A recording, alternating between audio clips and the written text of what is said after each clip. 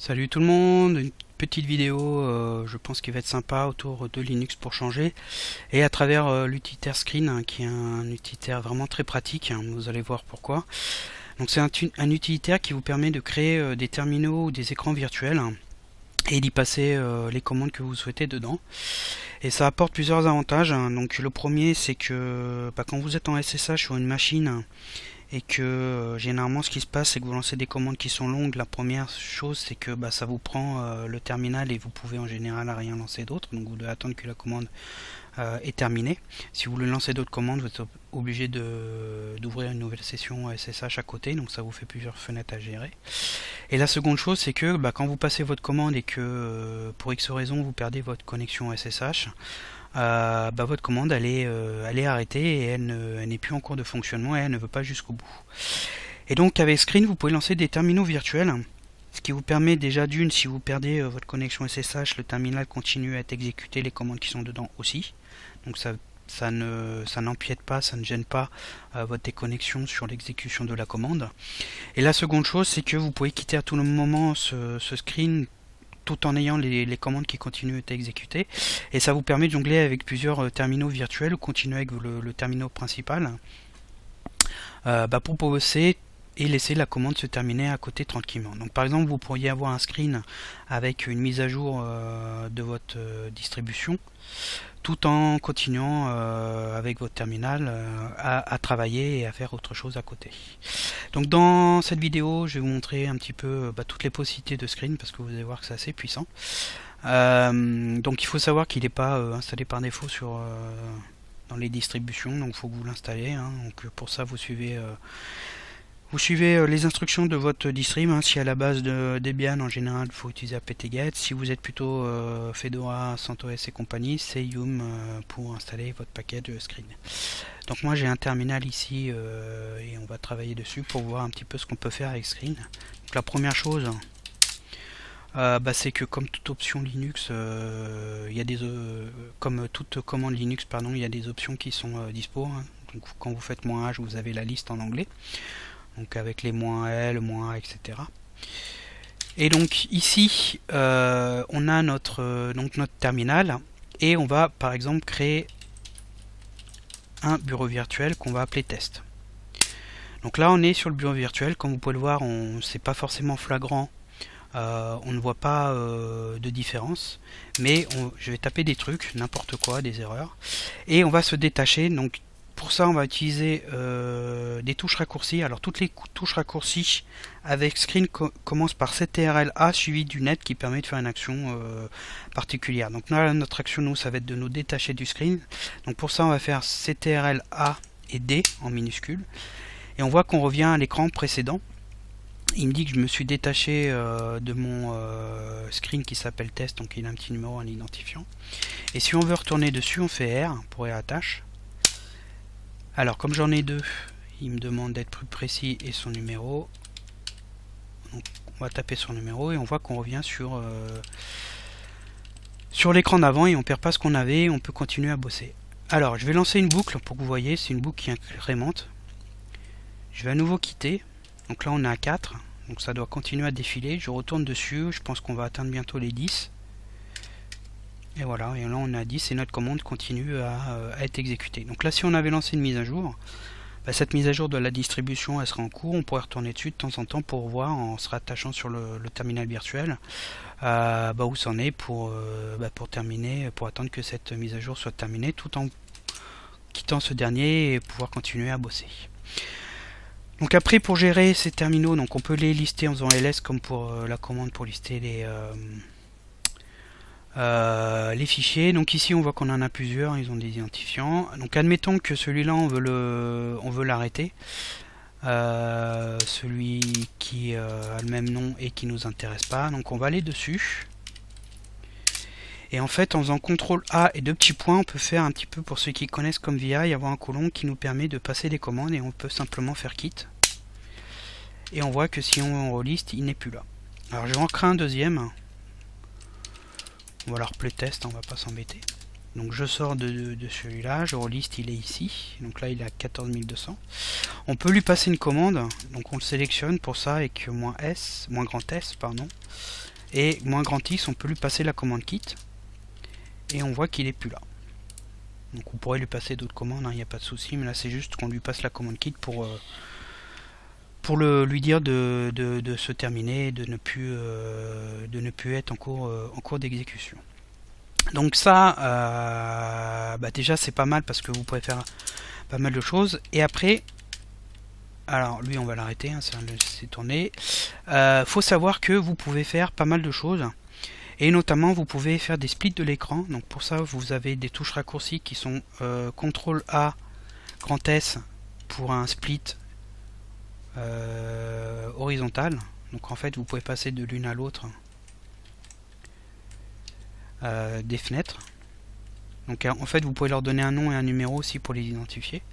Et on peut aussi faire grand A et pipe pour faire un split vertical. Et après on peut par exemple lancer des commandes et continuer à bosser en bas avec son SSH tout en ayant de visu le htop et le top, ou alors ouvrir par exemple plusieurs VI ou GNOME enfin utilitaire d'éditeur si vous voulez éditer plusieurs fichiers en même temps et les avoir de visu. D'ailleurs ça facilite les copier-coller quand vous êtes en graphique, puisque vous pouvez sélectionner les fichiers et les coller dans l'autre fenêtre. Alors on peut les renommer pour jouer sur les noms et puis après basculer l'un à l'autre. Donc il y a vraiment beaucoup de tâches de touches raccourcies. Alors si on passe en mode colon là ici, vous pouvez en fait en faisant split faire ce qu'on a fait là, en fait au lieu d'utiliser les commandes les touches raccourcies, et si je fais le -V c'est le vertical. Alors si je quitte l'écran virtuel et que je retourne dessus, on perd tout, comme vous pouvez le voir. Donc je vais refaire un split. Oups, j'ai fermé. Alors on recommence. Je vais refaire un split vite fait. Ah non, en fait j'avais lancé htop. Donc hop, et puis on va dire un horizontal comme ça. Alors pour enregistrer, il faut faire donc le colon qui est là, et il faut faire layout, save, défaut.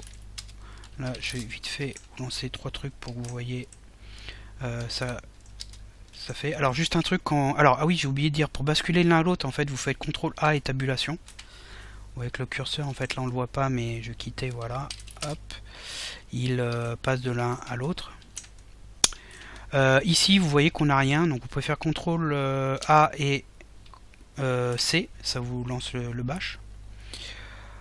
Et donc pour enregistrer, j'avais dit layout, save, default, et je sors du terminal, je retourne dessus, on voit que là cette fois-ci on a bien tout nos petits.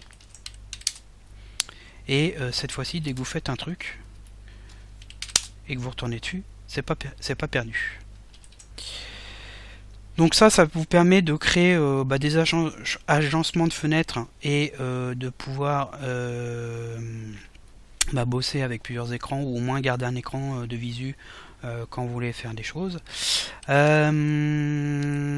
la dernière chose, Screen donc a un fichier de configuration qui est, donc c'est souvent la même chose, donc dans le répertoire home de l'utilisateur, point le nom du programme RC, et dessus ce fichier vous pouvez notamment lancer des commandes ou créer des touches raccourcies à vous si vous voulez les changer. Donc pour créer les touches raccourcies, donc j'ai mis les exemples dans le fichier. Donc j'ai recensé la plupart des commandes. Ah oui, alors si on veut vite fait, si on veut sortir, j'ai oublié de parler de ça, mais admettons que vous avez on va dire le premier là, ou celui-là de droite, tiens. Celui-là de droite vous en voulez plus, vous faites pipe remove et ça permet de de le fermer. Resize qui est ici, ça permet de changer les tailles. Alors il faut utiliser là si je mets à 50%, je pense qu'il va être à moitié. Non, il est plus grand en fait, ça rapetissait l'autre. Enfin bref, vous pouvez ajuster la taille des fenêtres. Et donc je vous ai mis les touches raccourcies disons les plus courantes et les plus utiles dans l'article qui sera là, donc n'hésitez pas à les voir. Donc pour en revenir au fichier de conf, donc screen RC, donc vous pouvez créer avec bind key des touches raccourcies. Si vous voulez les changer ou en avoir une sans le CTRL A, des plus simples. Et après vous pouvez lancer des commandes avec cette commande là, screen-t, et notamment il est possible de créer des connexions SSH. Alors vite fait, donc je sors de ça, donc on en était là-dessus, je vais réactiver tout ça, donc c'est l'exemple qui est aussi sur la page, et on va créer un qui s'appelle démo 2, et pouf, d'emblée, bah, vous voyez que j'ai l'agencement qui est fait. Ici on a un hashtag qui tourne, ici on a un SSH qui est fait, ici j'ai mon bash, et si je retourne dessus, ça me recrée tout à chaque fois sans souci. Alors vite fait, pour comprendre, donc le split -v, je vous l'avais montré tout à l'heure, ça permet de faire le split, alors que je ne me trompe pas, donc c'est vertical. Ensuite, je lance le bash dans le premier écran, donc il se trouve à gauche. On sélectionne cet écran, on bascule sur la fenêtre de droite, où on recrée un split, mais cette fois-ci horizontal. Donc en fait, c'est cette partie-là. Donc ici, là, le premier, ça crée le split comme ça. À gauche, on a lancé le batch. On est allé dans cette fenêtre-là. On a créé le split comme ça. Ici, vous allez voir qu'on lance le hashtop. Donc c'est cette partie ici. Et après, ici, on change le focus et on passe à la fenêtre suivante. Et donc, il va passer en dessous. Donc c'est celle qui est là. Et simplement, après, on lance le SSH. Alors, on pourrait empiler les SSH avec des numéros différents.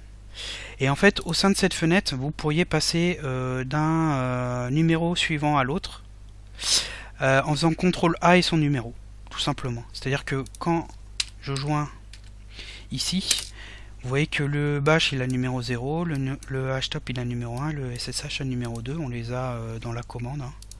En fait, on les donne ici. Et si je fais CTRL A, donc là mon curseur il est sur le SSH, si je fais CTRL A 0, ça me lance le bash. Et en fait on est sur la même fenêtre. Mais si je refais CTRL A 2, on est sur le SSH.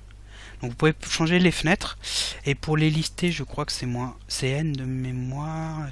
J'ai dû le noter.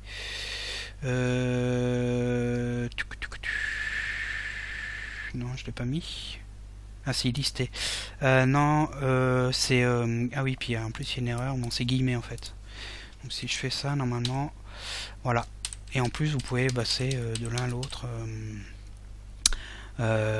d'une fenêtre à l'autre. Donc du coup, en fait, pour en revenir à ces commandes qui est là, ici, on pourrait répéter cette commande là avec d'autres SSH. Ici simplement vous incrémentez le numéro, et au sein de cette fenêtre vous pourriez passer d'un SSH à l'autre, d'une machine à l'autre, pour basculer d'un SSH à l'autre, ce qui serait assez rapide et assez utile, et vous auriez en fait tout sur la même fenêtre. Donc comme vous pouvez le voir, c'est assez puissant. Et après on peut même aller plus loin et protéger le screen. Alors lui je vais le quitter. Donc là il est plus là, le démo 2. Hein. Normalement si je liste il est plus là. Voilà, donc là c'est un peu de boxon, on en a beaucoup.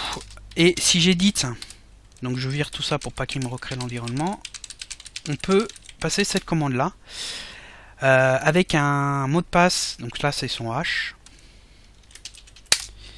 Et si je crée un nouveau démo 2, là je me suis planté, voilà. Je sors, je retourne dessus, et ben il me demande le mot de passe. Donc là je vais mettre n'importe quoi, il me dit mot de passe incorrect, je vais mettre mon mot de passe, ça me permet de joindre le démo 2.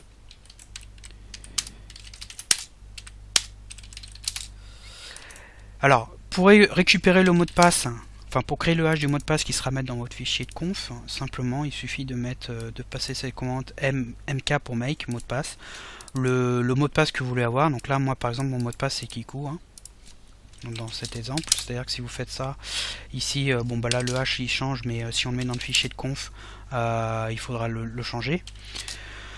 Et donc vous mettez votre mot de passe et après vous pouvez protéger l'accès au screen avec ce mot de passe. Donc là je pense qu'avec cette vidéo, il y a la vue d'ensemble. La création du fichier de conf, vous pouvez partir de ça, c'est pas forcément simple au départ. Un petit... en fait pour pas vous planter et pour faire le bon enchaînement, soit ben, vous le faites de tête quand vous avez l'habitude. Au départ, ce que vous pouvez faire, c'est faire un screen. Alors je vais virer le mot de passe. Hop. C'est faire un screen et passer les commandes. C'est-à-dire que moi je vais faire le split-v. Vous voyez que ça me crée, comme je vous avais expliqué, le truc. Après il y a le changement de focus où en fait on passe à droite. Donc en fait si je fais ça normalement, bon là il est déjà créé, mais vous voyez que ça lui met bien le numéro 1. Ensuite vous faites le select du truc. Enfin bref, vous passez les commandes. Et bah, ça vous permet de vous assurer que c'est dans le bon ordre pour créer le bon fichier de conf, pour l'enregistrer et après que ça se joue de manière automatique et vous ne perdez pas de temps à faire l'agencement souhaité quand vous redémarrez votre machine. Voilà, bah, c'est terminé. Je pense qu'avec ça déjà vous êtes pareil et ça peut vous faire gagner pas mal de temps puisque vous pouvez lancer plusieurs commandes.